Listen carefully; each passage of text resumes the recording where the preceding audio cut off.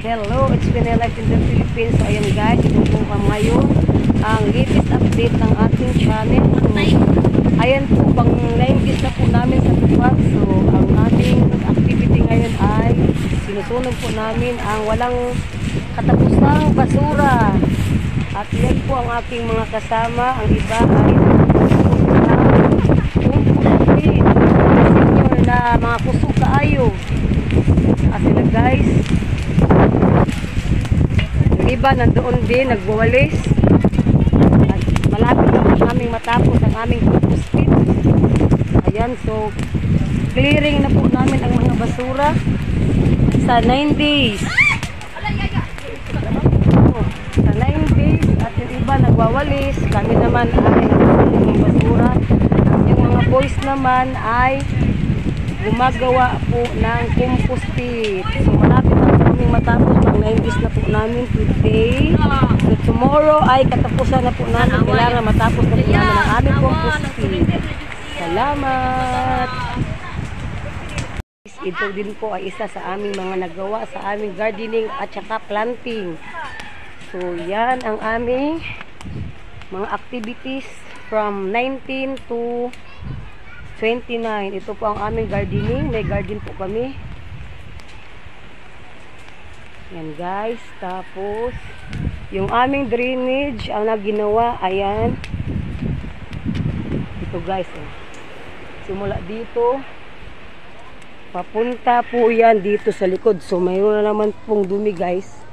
Wawalisan na naman. Mayroon na to dito. Malinis na to dito guys. Tapos ngayon, siyempre, yung mga dahon, hindi mo talaga natin guys maiwasan.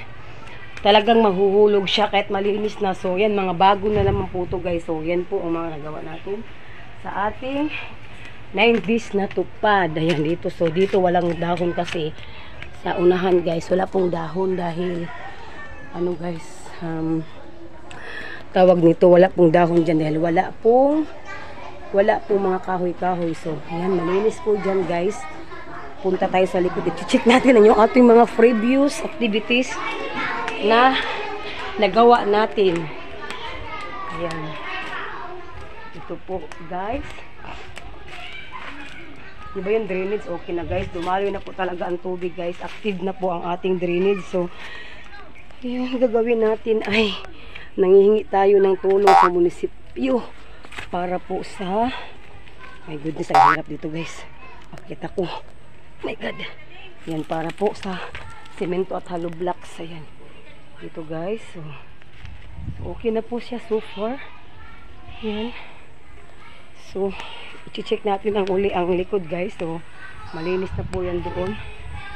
Yan guys. Marami po yan dyan mga daw. Tsaka mga tawag dito yung mga grass, water, mga ganun.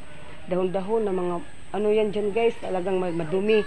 So ngayon guys, tingnan nyo po, malinis na po ang gawa ng Tupad 2024 na naka-schedule from February 19 to 29. So bukas ang last day namin. So marami na po kami nagawa guys. Ayan doon. Paligid sa palibot po yan guys. So i-check natin yung kabilang side guys. Yan po ang mga nagawa ng Tupad ngayon guys. Marami pong nagawa guys. Compare po sa mga previous tupad sa amin guys, talagang mayroon pong result guys.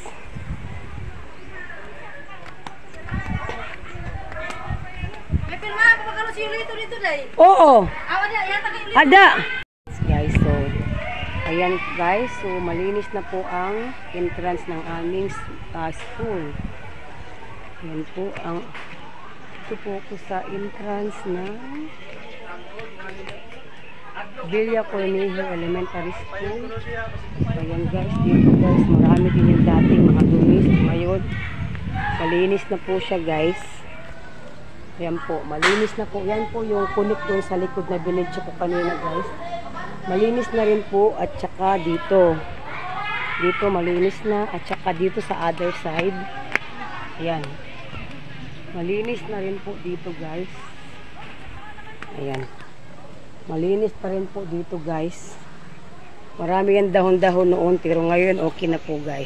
Naman yung other side. Ito yung ginawa namin din guys. So nung isang araw din guys, 7 days namin. Ito guys, tingnan mo. Dito sa likod guys, marami ko dito mga dahon-dahon guys. At yun talagang ang mga damo talaga guys, dito nakikita mo dati. Nung hindi pa namin ginawa ay marami po tagalaga dyan mga damo guys. Pero kita nyo naman po ngayon. At in clear na po talaga ang area hanggang doon po guys. So ayan, malinis na po, wala na po mga damo.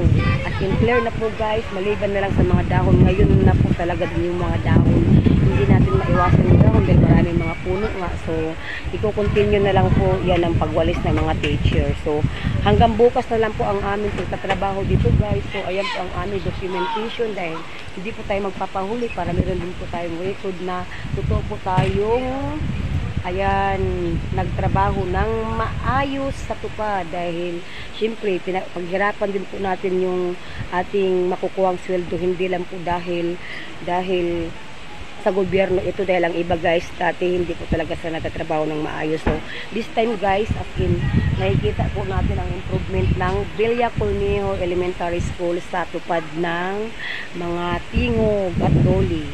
So ayan po muna guys ngayon, until next time po. Thanks for viewing mga kasari. This is Pinay Life in the Philippines. Don't forget to like and subscribe my channel.